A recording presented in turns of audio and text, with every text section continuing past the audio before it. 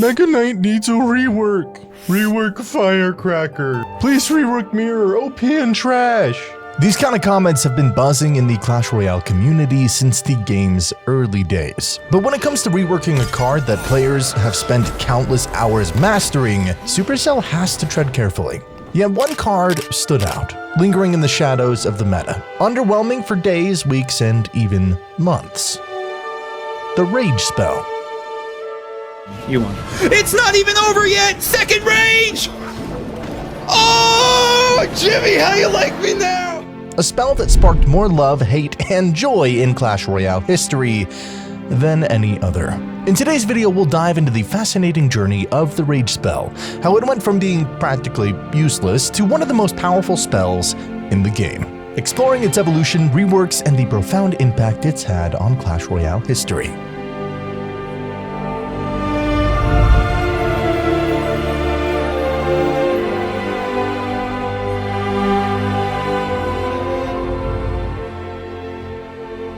As many of you know, Clash Royale is set in the same universe as Clash of Clans. This means that many of the original troops, buildings, and mechanics were carried over from Clash of Clans. Nearly all of the iconic elements from Clash of Clans made their way into Clash Royale. Some cards in Clash Royale are essentially reworked versions of the Clash of Clans troops, adapted to fit the game's unique style. However, the Rage spell operates quite differently in Clash Royale compared to Clash of Clans. In Clash of Clans, the Rage spell boosts your troops by making them bigger, faster, and stronger, increasing their speed and attack power. In contrast, in Clash Royale, the Rage spell primarily just increases the speed of your troops without enhancing their strength. Supercell has always loved the versatility and fun that the Rage spell can bring to Clash of Clans, and that's why when Clash Royale launched in 2016, Rage was one of the first spells introduced right at release. Rage debuted as a 3 Elixir epic card,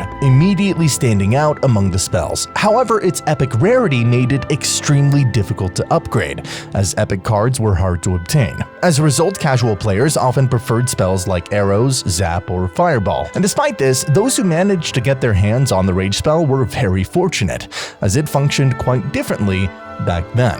Firstly, raged troops would remain under the effect of rage even if they moved outside its range. For example, in this clip with the Hog Rider or this single minion that stays raged while flying back to take out a Skarmy, you can see this effect in action. Secondly, the Rage spell had a 13-second duration at level 6.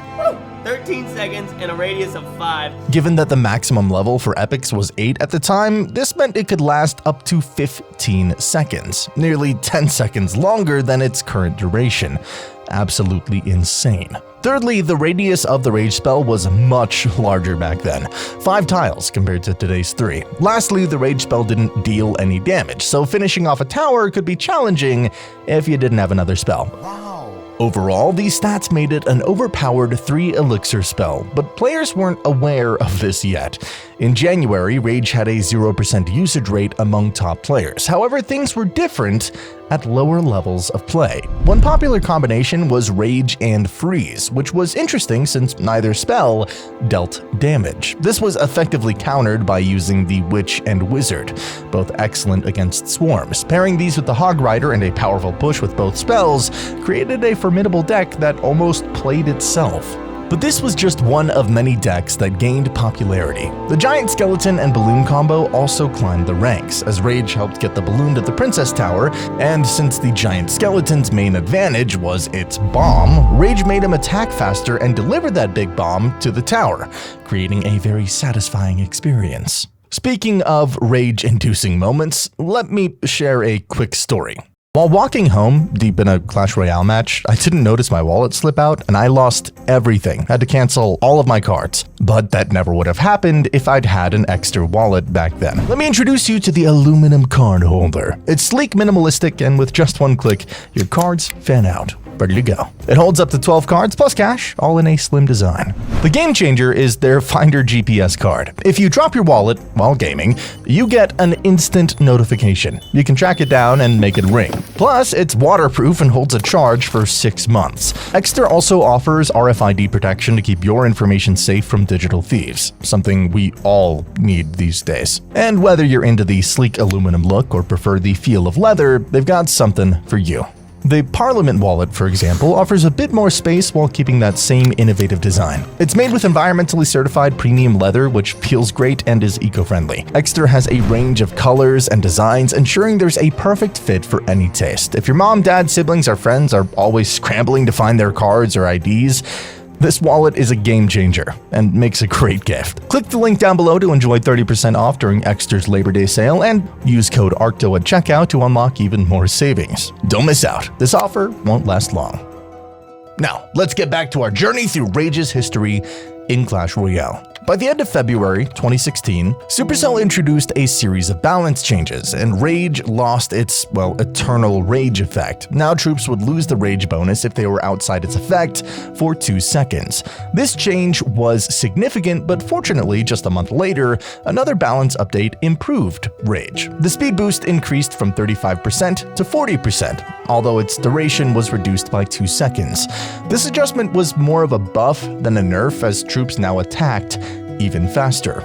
This is one reason Rage saw a 2% usage rate in May of 2016, as some top players began to recognize its power when used effectively. Players discovered that combining the Three Musketeers with the Witch and Rage could create a devastating combo. The Witch's rapid skeleton spawning and her already very fast attack speed, when combined with Rage, made for a lethal combination that could easily overwhelm opponents. It makes me really emotional to see how the Witch has been nerfed over time. It was my go-to card in 2016, and now it's nearly unusable due to multiple nerfs. Despite its current state, the memories of dominating with the Witch-Rage combo will always hold a special place in many players' hearts. Anyway, players were experimenting a lot with every possible Rage combo. Double P.E.K.K.A? Sure, why not? Raged Minion Horde? Oh yeah. If their opponent didn't have arrows, it was a sweet victory. Did it work? Yo! No way! Oh my god, did we just do that? Holy crap! These combos worked exceptionally well in mid and lower ladder play, but at the top ladder, Rage was still considered useless. The main issue was its 3 elixir cost. Sometimes the push could easily be countered, making players waste 3 elixir and potentially lose the game. Additionally, having a 3 elixir spell that didn't deal any damage made it challenging to finish off a tower. To address this, Supercell came up with a great solution. In September, they introduced a balance update that reduced Rage's cost to 2 elixir from 3, its speed boost to 30% from 40%, and its duration by 2 seconds. This change was like a gift from the heavens for Rage lovers. The reduced cost made Rage much more viable and easier to fit into various deck archetypes. Players could cycle faster and weren't as worried about wasting Rage, now that it was only 2 elixir. Although the 10% reduction in speed boost and 2-second reduction in duration were noticeable, they didn't make a significant impact. Rage still performed its role effectively, though it became somewhat easier to counter as the troops didn't attack as quickly as before. However, just 1 month later, Supercell buffed Rage once again. This time, its speed boost was increased to 35%, making Rage almost as powerful as it was at 3 elixir. But now it just costs 2. One notable addition was the newly introduced Lumberjack, which brought a drop spell mechanic into the game. Although it wasn't a top choice among the best players, casual players loved this card, especially when paired with the Balloon or Hog Rider. On the other hand, the introduction of the Mega Minion was a game changer. Nearly everyone, including my grandma, was using him in their decks. With its fast attack speed, the Mega Minion could counter nearly anything, making it a staple in every deck, and earning the nickname, as we all know, Meta Minion. This is why the Giant deck combined with the Rage and Mega Minion became one of the best decks in the game. Just look at this clip and you'll see why the Mega Minion was the most popular card in Clash Royale during that period.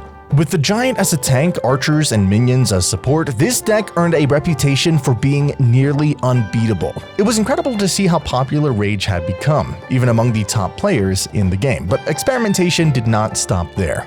Spawners became the next popular cards, as raged buildings could provide huge value. While decks built around this strategy weren't necessarily top tier, they were a fun way to pass the time and bully mid-ladder players. Despite this, some players still viewed Rage as an underperforming card, and suggested reworks, with ideas like, honestly, it would be a good cycle card if it cost 1 Elixir and had its effects reduced to 20%, I think. Honestly, interesting idea, but I feel that Rage's stats were already quite strong. By the end of 2016, Clash Royale introduced Elite Barbarians, and that's when things got really interesting. Or should I say nightmarish. Players quickly began experimenting with Rage and Elite Barbarians. These troops were incredibly fast, and with Rage, they could reach the tower in just about 2 seconds. It was crazy, frustrating, and absolutely thrilling all at once. The strategy was to drop Rage on the bridge and then immediately deploy Elite Barbarians, catching opponents off guard. I love this clip where the opponent didn't even react in time and tried to defend with a miner. It's no surprise that many players rage quit instantly. Pun intended. Elite Barbarians were incredibly easy to upgrade, making them quickly accessible to casual players. Why? Well, they were a common card, which seems a bit absurd considering they were the fastest troops in the game. In my opinion, that should at least make them a rare. Anyway, as 2016 came to a close and 2017 began, the Rage spell's influence was only starting to be fully realized. What once seemed underwhelming was now sparking excitement and innovation at every level of play. The journey of Rage was far from finished, and its role in Clash Royale was set to evolve in ways players had yet to imagine. Get ready, because the best is yet to come!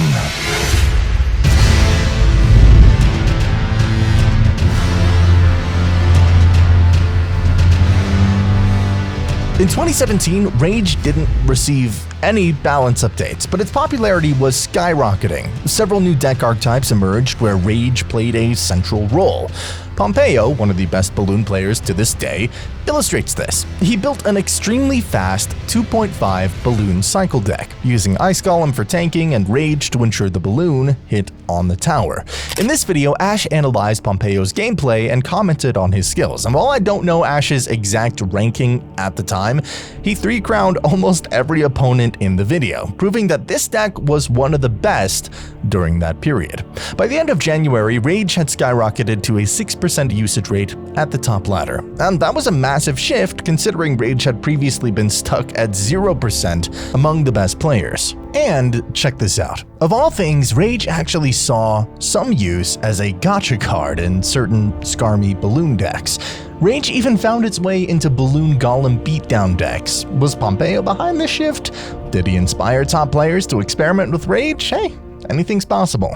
I discovered this exact deck on Shane's YouTube channel. They're going to be taking a look at this Golem Balloon Rage deck that has been growing in popularity. Scarmy, I'm going to soak it up and just set up another push here, trying to soak up damage and then overwhelm on the counter push instead. So as you can see right there, taking out the level 12 Barbarians, taking out the level 9 Wizard, Balloon on the tower doing work, destroying it, and I think it was a really smart decision there. With the Executioner, Mega Minion, and Skarmy providing strong defense and offense, players could push with the Golem and Balloon while still effectively countering any threats, and it's no wonder this deck was hailed as one of the best. Throughout the year, one particularly interesting Furnace deck made its mark on the game, surprisingly proving to be highly effective. The classic Ice Golem Balloon combo with Rage showed that Pompeo's influence on the meta was still going strong. But this was only the beginning. By the end of 2017, Sparky received a significant balance update, reducing her damage by 15% but decreasing her attack interval to 4 seconds, down from 5. This buff made Sparky much more viable, allowing her to fire 20% faster, which is a game changer. And as a result, players began experimenting with various Sparky decks. And in 2018, one particular deck rose to prominence, a giant Sparky beatdown, featuring the Elixir Collector, Wizard, and of course, Rage. This deck frequently appeared on TV Royale, played by the best in the game. It wasn't long before popular YouTubers took notice and tried it out themselves, often 3-crowning their opponents and proving that Rage was here to stay. In May, Rage reached an 8% usage rate with a 45% win rate. Very healthy numbers for any card. This solidified its place as one of the most balanced cards in the game. Top players like Surgical Goblin were dominating with Raged Elite Barbarians, showcasing the true power of the Rage spell. However, aside from this, not many other deck archetypes were making waves with Rage until everything changed a year later. By the end of 2019, Clash Royale introduced the Elixir Golem and Battle Healer, shifting the meta in an instant, and this deck was a nightmare. Keep in mind that at this point, Night Witch was in a broken state, with faster bat spawns and 4 bats spawning upon her death. The Elixir Golem didn't give the opponent any elixir until the final blob stage, making it extremely frustrating to counter the relentless pushes of Night Witch, Battle Healer, and Elixir Golem. And if you added Rage on top of it with Elite Barbs to the bush, well, players often closed out the game in an instant, and I was one of them.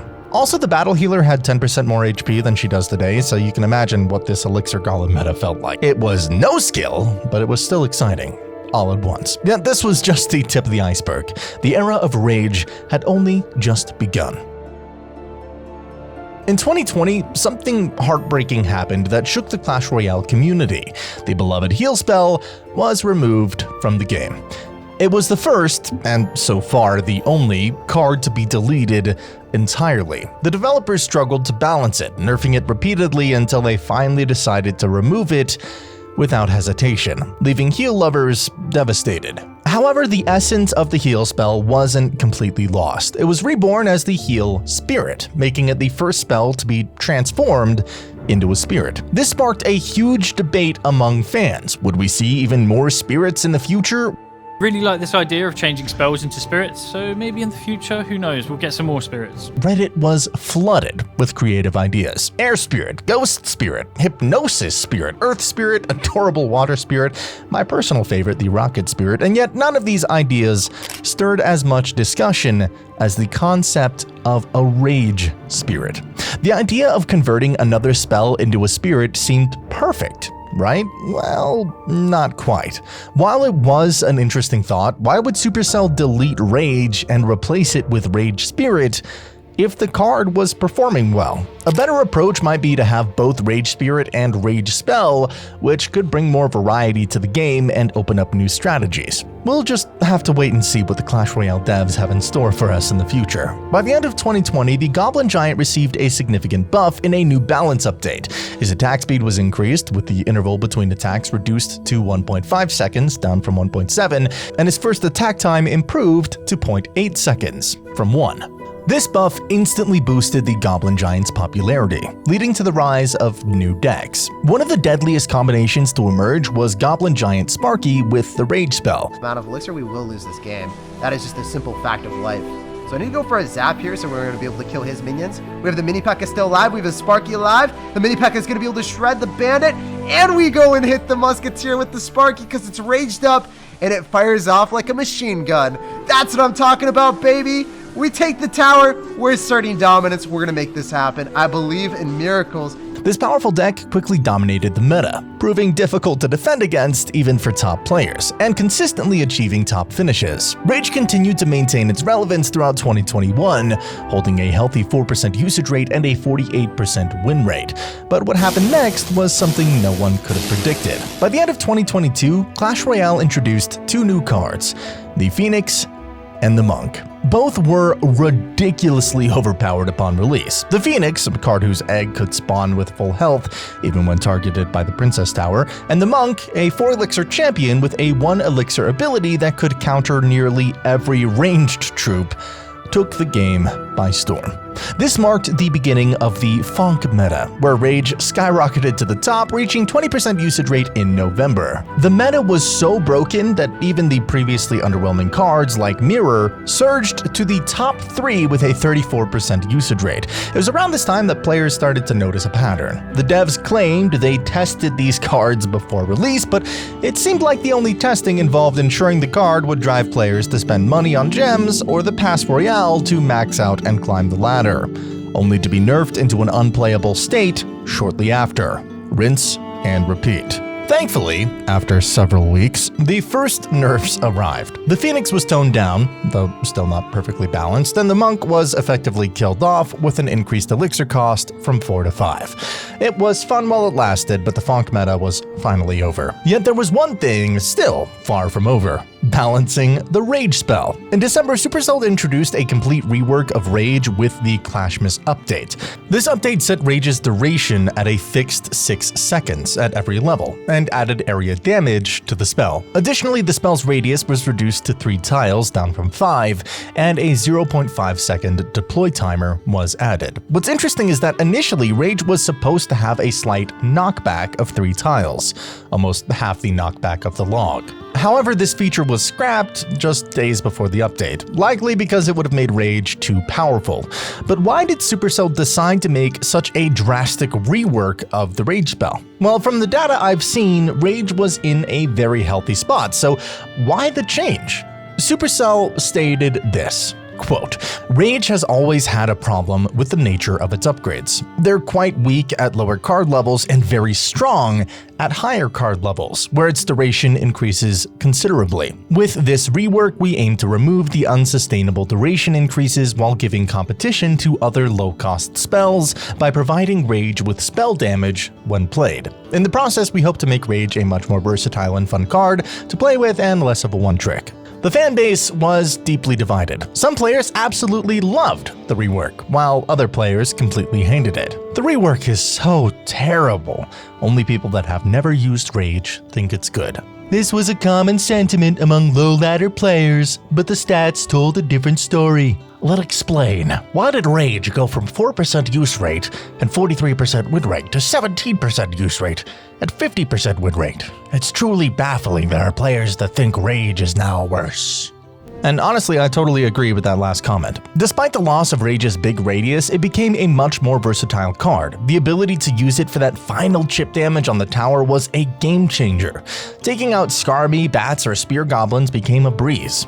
In this old clip from Brad, you can see how the old Rage couldn't deal with Skarmy, making it practically useless on offense. But now, the Rage would wipe out the Skarmy, get the Elite Barb and Brawler raged up, and bring down the tower. Predictive plays also became possible with the Rage spell, which was unheard of before, since it didn't do any area damage. Aragon's video showcases this perfectly. I'm gonna Expo here, like all the way up high so we can't fireball the tower and the Expo. And then go for a prediction Rage on the Skellies. Oh my god, that was beautiful. No freaking way, that was so nice. The timing on that was perfect. I hit all the Skellies with that, so yeah, that's going to be game. It also became a solid addition to many bridge spam decks due to its versatility. Shit, now I'm just gonna go for the Rage. Perfect example of the Rage. We killed the Spear Bombs. At the same time, we're raging out the E-Bombs. And that was absolutely amazing. Picture perfect gameplay. Moreover, the Lumberjack became a much more viable card, as he was now better on both offense and defense, especially for dealing with swarms thanks to the area damage of the Rage spell. Even though I missed the old Rage's long duration and wide radius, I think this was a great move by the Clash Royale devs, and the numbers speak for themselves. In 2023, Rage saw a meteoric rise in popularity. In March, it had a 6% usage rate, climbing to 9% in September, 15% in October, and finally peaking in November with a 23% usage rate and a staggering 58% win rate. This was the highest win rate of any card on the board, tied with just a few others. Once players mastered Rage, they quickly realized just how powerful this spell could be in the right hands. The Evolution update further shook up the meta with the introduction of evolved cards like Evo Royal Giant, Firecracker, Barbarians, and Skeletons. Players discovered that pairing Rage with Royal Giant was a perfect combo. First, it cleared out swarms, and second, it made the Royal Giant nearly untouchable with his unstoppable knockback ability. The Royal Giant and Rage push, especially when paired with Monk, became the deadliest combo in the game. A prime example of this is when Adriel defeated Muhammad Light in the 2023 World Finals using a Royal Giant deck with Monk and Phoenix. Is beside himself, Rich! A fully healthy Royal Giant, and Mohammed can do nothing but sit and stare as it just goes boom, boom, bye-bye tower. You see jaws dropped around the room. But Royal Giant wasn't the only card to synergize with Rage. The Goblin Giant Sparky deck, combined with Evolved Barbarians, became the most terrifying deck of all. However, the true madness began with the introduction of the Evolved Knight. The Evolved Knight was absolutely insane at the time, essentially absorbing all damage when he wasn't attacking, making him nearly invincible. He acted as a second tank, allowing for easy dual lane pushes that were incredibly difficult to defend. Add Sparky and Rage to that mix and you have a deadly combo. This deck started dominating the ladder and it was just too good to ignore. Because of this, players became increasingly frustrated, claiming that Rage had become too powerful. Rage needs to get nerfed. Is it me or is Rage broken now? Rage needs a nerf. Comments like these were floating all across Reddit, but honestly I think Rage is in a pretty balanced state. It was just the evolved cards that made it feel busted. Supercell did try to address the issue, which is why in January of 2024 they introduced a balance update that decreased Rage's duration to 5.5 seconds from 6, but that change did almost nothing. In January of 2024, Rage found its way into Balloon decks with the Evo Knight as the perfect tank, helping Pompeo reach number 8 in the world. By February, Rage still held a 22% usage rate, proving the nerf had little to no impact on its popularity. Royal Giant decks continued to dominate, like the one Surgical Goblin played with the Giant Skeleton. Then, with the introduction of the Dagger Duchess in April, the meta shifted instantly. Big tanks skyrocketed in usage, and Rage played a huge role, especially in Giant Sparky and standard Giant decks. The Giant would drain the Dagger Duchess's ammo quickly, while support troops would finish the job, particularly the Evolved Bomber, which could easily land several shots on the tower. Moving into August, Rage still holds a 12% usage rate, proving that it's one of the healthiest cards in Clash Royale. Rage isn't going anywhere anytime soon, and I believe it's only going to get better from here, especially when we start thinking about what the Rage evolution could be, and I cannot wait to see what Clash Royale comes up with for it. Imagine if they gave it similar abilities like the Rage spell in Clash of Clans, making troops not only 35% faster, but also 20% stronger and even bigger. Or perhaps they could bring back a mechanic similar to January of 2016, where troops stayed raged even when they moved out of the spell's range, and on top of that, maybe increase the speed boost from 35 to 45%. It could be a pretty balanced evolution, or maybe I'm getting too carried away. No matter what, one thing is certain, the Rage spell is here to stay. Its history is still unfolding, and I can't wait to see what comes next. But don't go anywhere just yet, because now I want to dive into the history of the Bandit. Believe it or not, Bandit is actually a hidden gem in Clash Royale, and her story is nothing short of extraordinary. So, I'll see you there.